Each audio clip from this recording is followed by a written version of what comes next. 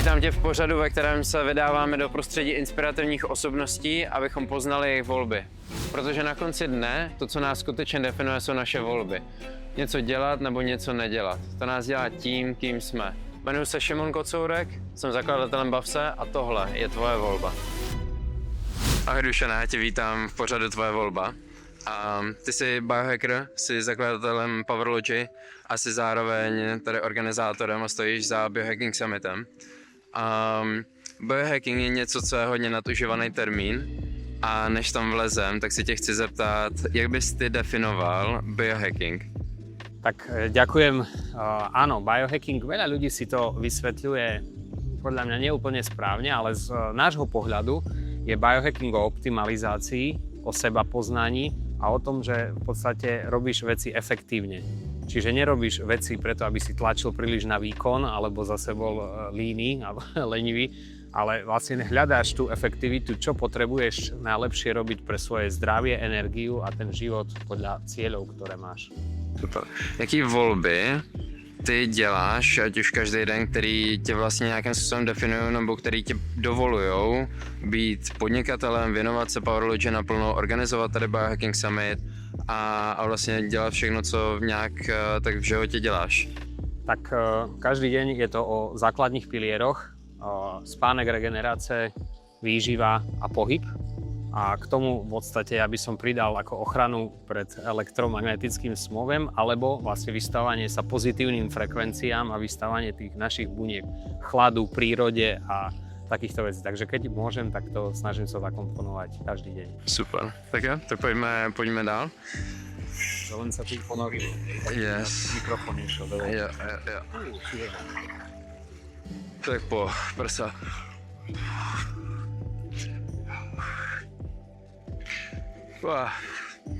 No čo nejak? No, nejsem tak zvyklý jako ty. A jak často se otužuješ takhle? Tak vieš, toto je pre mňa už ako sezóna, že pohoda, lebo v podstate ja mám doma taký bazén a každé ráno si tam skočím, otužujem sa, ale robím to už tak prirodzene. Nejde o to, že som tam každý deň nejaké 3 minúty. Záleží, ako sa cítim, ale každý deň sa tam ako adaptujem do toho a tým pádom to telo už si vie vlastne takto nastaviť. Ty jsi naznačil to, že nějaký ty volby, kterým se ty pravidelně věnuješ, je regenerace, je to výživa, je to spánek a pohyb samozřejmě. My vlastně z Bavse tak zakládáme na 3 pilířích, to je Move, Eat, Recover, což je vlastně úplně to samé. Tak si tě chci zeptat, jaký volby, nebo co vlastně děláš v kontextu všech těch 3 pilířů, kterým se jako věnuješ, nebo na který jsi jako hodně soustředěnej a který ti pomáhají vlastně té tvojí efektivitě, produktivitě a tomu všemu, co děláš? Tak už je mi 40 rokov a je to iné jak za mládí, ale určite ten pohyb je dôležitý funkčný tréning a to je ten základ. Funkčný silový tréning, flexibilita, mobilita a sila. A potom už robím športy ako horský bicykel, ľadový hokej a tak, ale to už je šport, tam niekedy aj ja sa príliš trošku prepálim a už to telo cíti. Takže vlastne preto je dôležitý hlavne taký funkčný tréning ako základ. No a potom k tomu výživa, kde ja to mám už ako za tie roky vyhekované na čiastočné hľadovanie a podporu metabolickej flexibility a silného metabolizmu, kde som schopný páliť tuky a v podstate funguje moje telo efektívne a v podstate viem veľmi efektívne využívať tuky ako zdroj energie, ale zároveň teraz dávam ešte dôraz na dostatok proteínu a svalovej hmoty. Věřím, že těch jako pilířů a těch zkušeností, které za ty léta máš jako hodně. A kdybys měl vydefinovat nějaký 3, který bys možná i doporučil jako někomu dalšímu, ale možná který jsou pro tebe vlastně tím základem, který ti dovolují jako ten každý den fungovat tak efektivně. Co to je, na co se fakt jako zakládáš?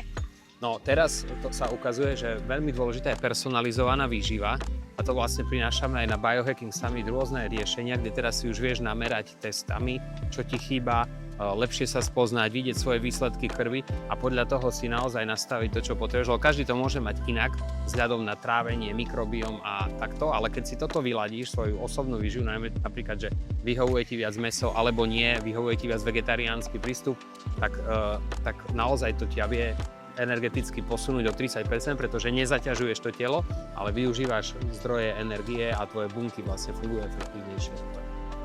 Co třeba suplementace? Že hodně lidí se soustředí podle mě v dnešní době už víc na tu suplementaci, než na tu výživu jako takovou. Tak možná, jaký názor je tvůj jako na tu suplementaci jako takovou? Suplementácia je dobrá nadstavba. Pristúpil by som k tomu ako v športovej výžive, že keď si športovec, tak potrebuješ mať kvalitný základ a vzhľadom na to, že máš väčší stres alebo väčšie nároky na výkon, a to môže byť aj v práci ten mentálny výkon a väčšia proste dávka stresu, tak tá suplementácia vieš si ako doplniť tú výživu a podporiť ten organizmus, ale nemalo by to byť na dlho, ako malo by to byť v tých obdobiach, že mám výkon, ako aj sportovec, hráš turnaj, proste podporíš a potom je tá regenerácia, zase môžeš podporiť aj suplementami, aj regenerácii, takže je to taká podpora, ale nie je to úplne nevyhnutné, keď máš dobre postavené základy. Super. Dobré, tak pojďme se zahřát ven. Než vylezeme, než se osušíme. Co jsou tři volby, které děláš každý den a hnedka, jakmile se probudíš, tak na co se soustředíš? Tak pre mňa je veľmi dôležitá ranná rutina. Stávam pravidelne pred 6, 10 minút pred 6 a takto a vlastne vyjdem na denné svetlo takto vonku. Mám v podstate takú trošku malú záhrádku, tak to je také dôležité, som na tráve, hodím sa do studenej vody, sa preberiem a potom si idem urobiť vlastne moju bulletproof kávu a teda power coffee s maslom, s MCT olejom, to mám ako len taký teplý nápoj, niekedy si tam dám kakao, pretože ráno nechcem akože nejak jesť, nežiada sa mi a aplikujem tak čiastočné hľadovanie v tomto štýle. Super. Co pohyb? Ten zařadíš až potom, nasnídáš se a pak jdeš trénovat, nebo? No ten pohyb je prirodzený, lebo keď ráno vyjdem, tak vieš, začnem sa hýbať, skočím do tej studenej vody a na to, ako teraz vyjdeme vonku, tak aby som sa zahrial, tak prirodzene sa rozhýbeš a predýcháš, hlavne aj tým dýchom sa človek vie zahriať. No a taký tréning, to záleží, aký je deň, áno, potom keď mám napríklad o 8:30 hokej, jeden tréning týždenne, niekedy to mám ráno o 7:00, alebo niekedy to mám podvečer. Čiže mám aj presné časy, kedy najlepšie sa mi ako trénuje. Dodržuješ úplně strukturovaný jako režim tréninkového, jako, no, máš tréninkový plán, který dodržuješ pravidelně, nebo jdeš hodně podle pocitu, co potřebuješ, co cítíš? No, je to tak, že už idem viac podľa pocitu, oveľa, ale tie tréningy, keď je hokej alebo keď sú veci, tak tie sú dané, vieš, tak do toho sa adaptujem a to dodržiavam, ale inak sa snažím v podstate denne, prídem z práce, som s deťmi vonku, tak do toho si ten funkčný tréning zacvičiť kliky, pohyb, drepy a také rôzne v podstate cvičenia. A tak jo, pojďme se asi převlíct a sedneme si a ještě si něco dalšího řekneme. Tak, poďme sa zahriať.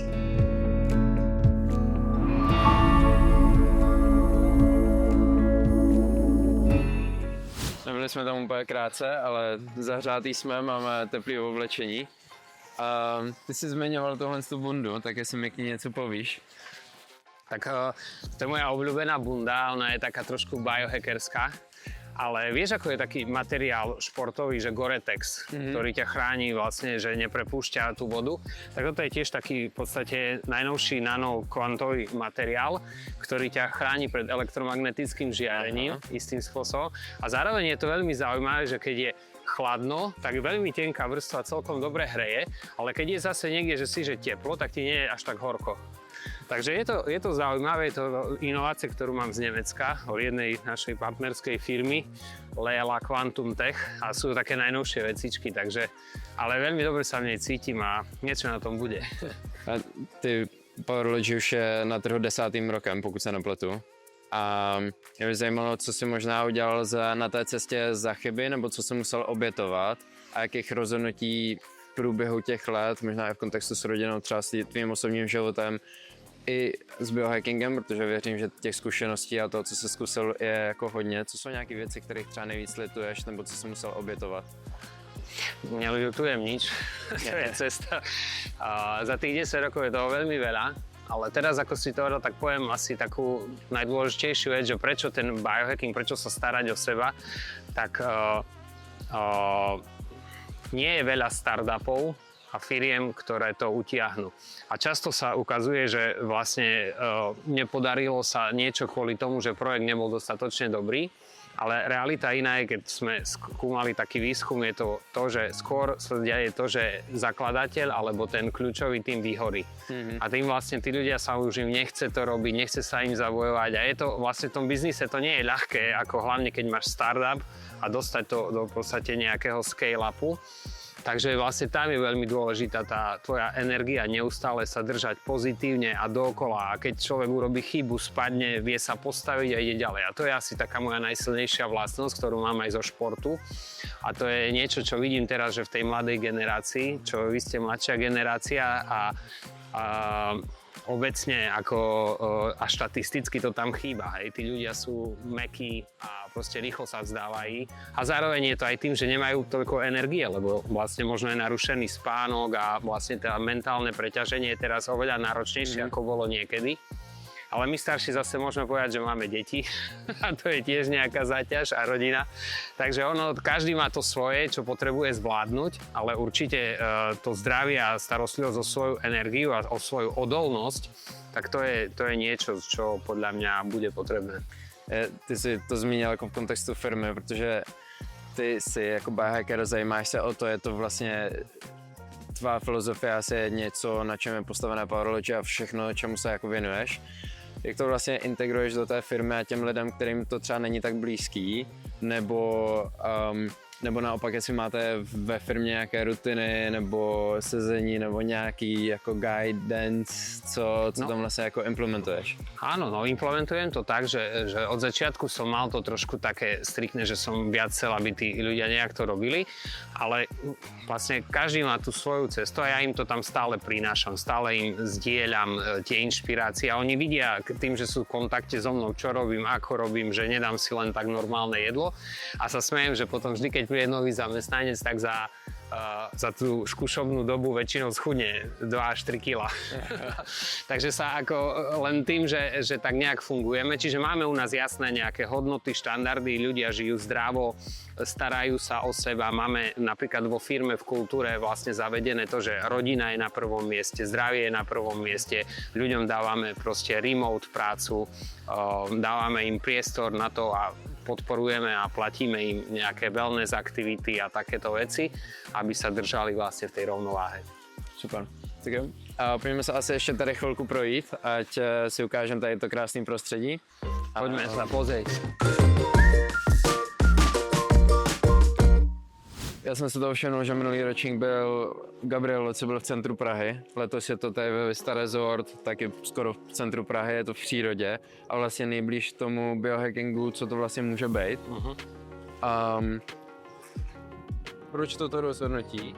A proč si to vlastně chceš vzít tu přírodu i do toho eventu, který organizujete? No tak Gabriel Loci bol v listopadu, teda v novembri. No a my sme vlastne tamto sa stretli aj s majiteľmi a investormi tohto krásneho priestoru a prišli sme sa tu pozrieť, mali sme tu ubytovaných speakerov a hovorím si, že toto je vlastne ako chceš žiť ten život, že naozaj v prírode, šport, wellness, v podstate aktivity, máš tu proste tenisové haly, kde vnútri vieme mať proste stage a všetko, takže naozaj sme našli partnera, s ktorým to stojí za to a chceme ľuďom ukázať, že ten biohacking nie je o tých technológiách a o tom, že budú z nás roboti, ale biohacking je naozaj vedomý prístup k životu, kde optimalizuješ, hľadaš efektivitu a využívaš nové technológie a nové poznatky vedy, ktoré si vieš zaaplikovať do života. Co jsou nějaké 3 věci, které bys doporučil každému, kteří by s tím biohackingem chtěli začít a implementovat si ho vlastně do toho jejich každodenního života? No tak sme v Prahe a keď sa tak zamýšľam, že vlastne chodíme do toho ofisu, pracujeme vlastne s technológiami, tak prvý krok by som dal ten vedomý prístup, že ráno vstanem, nájdem si nejakú prechádzku v parku, prírodu, nejaké cvičenie, denne si dávam prestávky, vyberám si kvalitné jedlo, hej, nedávam len tak hocičo do seba, študujem si trošku tie nové poznatky, potom možno si dám urobiť nejaký krvný test, hej, ktorý mi ukáže a približí ma viac k tej personalizovanej výžive. zaplatím si poradcu, trénera k tomu, ako mám cvičiť pre svoje potreby, naučím sa cvičiť základné kvalitné veci pre silový tréning. Hej, to sú všetko takéto veci, kde naozaj sa vieš posúvať na vyššiu a vyššiu úroveň a to najdôležitejšie je ale, aby si to mal v takej rovnováhe, aby to nebolo na silu, že musíš to robiť, ale aby sa to stalo prirodzenou súčasťou toho vlastne života. Když někdo takhle chce začít, ty si toho vyjmenoval spoustu, co je možná nějaká investice, co člověk vlastně by měl do toho vložit, aby se mu to začalo vracet? Investícia je najmä vlastne tá časová a to rozhodnutie. Treba najprv si dať dokopy tie základy a z toho vlastne sa naučiť to, aby tie naše bunky a metabolizmus dobre fungovali a potom sú rôzne nadstavby. Takže možností je viacero a to máš ako s autom, hej, že ty vieš chodiť na Ferrari, ale vieš chodiť aj na výbornej Škode Octavia, hej, že to je o tých peniazích, lenže väčšina ľudí rieši to, aký benzín lepší natankovať. A my potrebujeme riešiť to, že ako si lepšie vyskladať ten motor a tú mašinu, ako si vlastne z Octavie urobíš to Ferrari. A to je možné naozaj aj tou vlastnou prácou a netreba na to až neviem, aké zázračné technológie, ale skôr tie silné základy a vlastne zvládnuť tú personalizovanú výživu. Super. Čiže vlastně stanovit si do toho kalendáře nějaký počet hodin, nějak si strukturovat ten týden a ten každý den, aby se ten člověk věnoval tomu biohackingu a potom vlastně přirozeně na to navazoval. Když na to je prostor, tak třeba investoval do toho osobního trenéra, investoval na nějakých kvalitních krevních testů. Áno, ale môžeš to zvládnuť aj sám bez investícií. Ja som aj tak začínal, že vlastne naštuduješ si tie veci a pochopíš to, že akému prostrediu sa potrebuješ vystaviť, ako si potrebuješ nastaviť ten deň. A to je ten základ, hej, že ešte ani nepotrebuješ proste neviem akého trénera, ale potrebuješ v základe napríklad hovorím poznať to, že čo sú pre teba najlepšie snídanie, raňajky, obed, ako funguješ a si zoptimalizovať tento stav. Super. Děkujeme moc za to, že jsi přijal pozvání tady do pořadu Tvoje volba. Možná jenom tak závěrečné slovo od tebe. A jsme tady ve Vista Resort. Na začátku června tady bude probíhat Biohacking Summit. A o čem bude a kam bys lidi rád pozval? Tak ja ďakujem za tento záujem o biohacking longevity, ale chcem tým povedať, že skôr ide o tú kvalitu života v danom čase tu a teraz. No a pozývam všetkých na veľký biohacking summit, ktorý je 6. až 7. června, júna, tuto na Vista Resort, kde budeme mať veľké tenisové haly, expo, technológie, suplementy, skvelé firmy, všetko si človek bude môcť zažiť na vlastnej koži. No a náš prístup je v podstate zapísaný v tom claime, že vlastne hľadáme ten holistický prístup, ktorý dáva smysel a pozývame tak ľudí, aby si každý vlastne našiel tú svoju inšpiráciu v nejakom speakerovi, v nejakej téme, či už je to mentálne zdravie, fyzické alebo duševné a to celé treba dať dokopy a to je podľa mňa tá cesta do budúcnosti. Super, tak jo, budeme se těšit, my toho budeme součástí a uvidíme se tam.